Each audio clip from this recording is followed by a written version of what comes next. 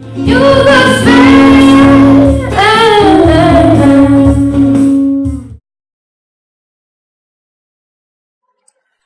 bonsoir, chers frères et sœurs dans le Seigneur. Une question m'a été posée concernant le mariage dans le milieu chrétien. Alors, pour ma petite expérience, qui m'a prévalu 10 ans de galère, je voudrais partager cette expérience avec certains frères et sœurs dans le Seigneur. Certainement, mon témoignage te permettra de faire le bon choix selon le Seigneur.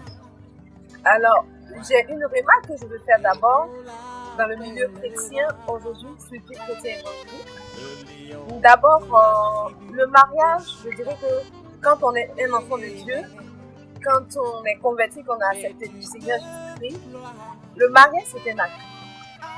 Parce que depuis la création, ça a été la première bénédiction que Dieu a donnée à l'homme et à la femme. Alors, Dieu lui-même a dit dans sa parole qu'il n'est pas bon que l'homme soit seul. Donc, quand tu acceptes le Seigneur, je dirais que c'est un acquis déjà d'avoir une personne selon l'Esprit de Dieu. Mais aujourd'hui, la remarque est que le chrétien est tellement pressé, la jeunesse d'aujourd'hui est tellement pressée de se marier, que souvent on fait les choix selon notre propre imagination et notre propre intérêt.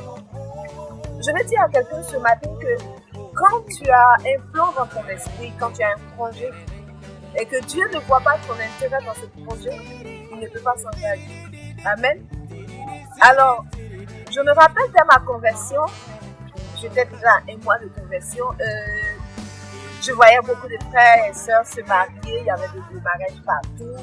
On nous parlait de l'option du mariage, on cassait les chaises à l'église, on tombait par-ci par-là, sur l'option du mariage, on se déchirait les vêtements parce qu'on voulait tellement se marier que lorsqu'on parlait de mariage, il fallait que quelqu'un tombe. Alors c'est dans ce mouvement-là que je me suis retrouvée. Et voilà, il y avait un frère, bon, que je demandais à ce qu'il m'encadre parce que j'étais nouvelle, il était ancien. Et ben voilà, à force de rester ensemble tous les jours, matin, soir, on s'accompagnait, on parlait de tout et de rien. Ben voilà, l'amour a commencé à naître. Et alors, nouvelle chrétienne que j'étais, j'ai dit, bah, Seigneur, je veux me marier. Et sans vouloir laisser le choix à Dieu, sans vouloir laisser l'Esprit de Dieu lui-même faire son choix. Alors, quand j'ai déjà fait mon choix, j'ai fait mon dessin, et voilà, j'ai présenté au Seigneur. Et puis bon, j'ai commencé à faire mes projets avec le frère en question. Au début, tout allait bien. Et puis, bah, un jour, je me rappelle que je dormais, j'ai vu même qu'on s'est mariés.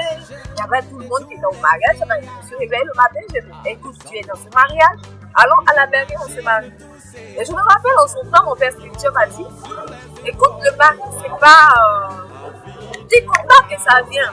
Il faut prier Dieu. Parce que la bénédiction de l'Éternel est suivie dans ton chagrin. Et donc, si tu te maries demain que tu n'es pas en paix dans ton foyer, bah, voilà, tu ne vas pas accuser le Seigneur. J'ai trouvé que mon père spirituel, tout ce qu'il disait là, c'était contre ma bénédiction. Comme plusieurs le font aujourd'hui. Quand soit ton berger te dit, ben, écoute, tu as ce frère ou cette soeur, j'aimerais que vous priez d'abord, chercher la volonté de Dieu, priez d'abord, demander la grâce de Dieu, que Dieu soit d'abord le socle de votre amour. Alors, on peut que soit l'homme de Dieu ou la servante de Dieu de s'opposer à notre mariage. Et là, ça devient aujourd'hui un problème dans le milieu chrétien. Alors, je me suis dit, bon, il fallait couper avec mon père spirituel parce qu'il ne voulait pas de ma bénédiction. Et j'ai coupé avec lui, je ne lui parlais plus. Et c'est ainsi qu'après, je me suis engagée dans le mariage. Et bon, étant mon père spirituel, bon, il a accepté mon choix. Et on allait jusqu'au mariage. Mais une semaine après le mariage, c'est en ce moment que j'allais découvrir le frère. Et j'ai vécu beaucoup de choses que je devais. Et je vous montre ce bref témoignage pour dire aux frères et sœurs aujourd'hui qui, quand ils se convertissent, c'est comme s'il y avait une agence matrimoniale dans les églises. Souvent même on cherche à ce que l'homme de Dieu nous connaisse à un frère qu'il connaît, ou bien que la servante de Dieu nous connaisse à un de ses frères qu'elle connaît, ou bien une personne qu'elle connaît. Et ça, c'est des erreurs à ne pas commettre. Parce que le mariage pour un enfant de Dieu est un acquis. Il n'y a pas d'arrangement. quand tu te convertis au Seigneur, quand tu vis au Seigneur, d'ailleurs même le païen, il se marie. C'est juste que bon, ils se marient, mais ils n'ont pas Jésus comme socle de leur mariage. Donc souvent, bon, il y a des soucis. Mais quand tu es dans le Seigneur et que tu laisses Dieu lui-même faire le choix, quand tu laisses Dieu lui-même te guider, alors voilà, je ne pense pas qu'il ait des divorces, il ait des problèmes. Donc voilà, concernant ce mariage de vieux chrétien, je voudrais dire à tous les frères de faire beaucoup attention. Parce que tu vas constater aujourd'hui un frère qui vient à l'église, ou une soeur qui vient à l'église, qui est attachée à un frère, ou un frère qui est attaché à une soeur. Les deux sont tout le temps ensemble. Tout le temps ensemble, le matin ils sont ensemble, ils envoient des textos, des nuits tardivement, bisous, bonne nuit, bisous saints, bisous dans le Seigneur, bisous sanctifiés. Je t'embrasse sanctifié. Il n'y a pas d'embrasser sanctifié. Embrasser, c'est embrasser. Et afin de se toucher, de se fréquenter, de rester tardivement ensemble, l'amour commence à naître. Et ça va comme ça jusqu'à ce que, bon, on décide de se marier parce qu'on sent que Dieu est dedans. Ou bien souvent on dort, on voit le frère, souvent on dort, on voit la sœur. Faisons attention. Je dis à quelqu'un de faire attention. Parce que le mariage, c'est de la vie. Je ne veux pas que ce qui m'est arrivé de ça. Mais tu me diras peut-être que mon histoire n'est pas ton histoire. Ma destinée n'est pas ta destinée. Mais c'est des erreurs aujourd'hui qui sont devenues des erreurs qui sont devenues pour moi une formation. Mais je ne veux pas que tu passes par ces erreurs-là. Parce que moi, certainement, Dieu m'a fait la grâce de me repositionner. Mais ce n'est pas sûr que cette personne va être positionnée.